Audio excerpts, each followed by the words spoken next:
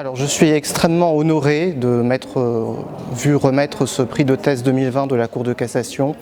et j'exprime vraiment mon immense gratitude à la Cour de cassation et aux membres du jury du prix de thèse qui ont pris le temps de lire mes travaux et qui, par la reconnaissance qu'ils lui décernent, me font un immense honneur. Donc je remercie vivement également la Cour de cassation pour l'organisation de cette cérémonie en dépit des contraintes sanitaires. Alors ma thèse était consacrée à un sujet qui est l'homologation par le juge essai sur une fonction juridictionnelle.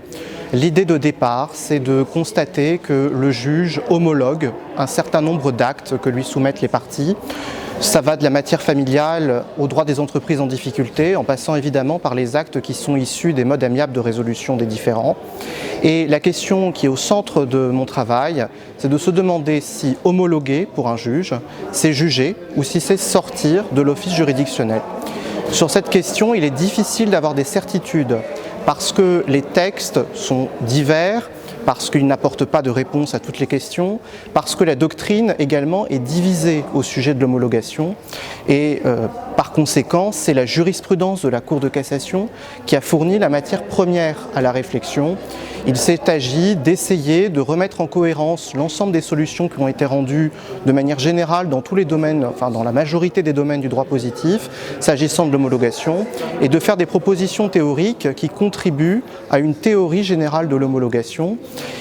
Alors, à la question que je posais initialement, à savoir est-ce que homologuer c'est juger ou sortir de l'office juridictionnel, la thèse tend à répondre affirmativement, dire que homologuer c'est juger, et elle s'intéresse en particulier à l'office du juge homologateur dans la diversité de ses applications et au cadre procédural de l'homologation dont il est tenté finalement de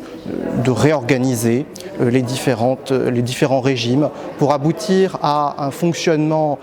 efficace et équitable de la fonction d'homologation qui est pleinement en phase avec la justice du XXIe siècle.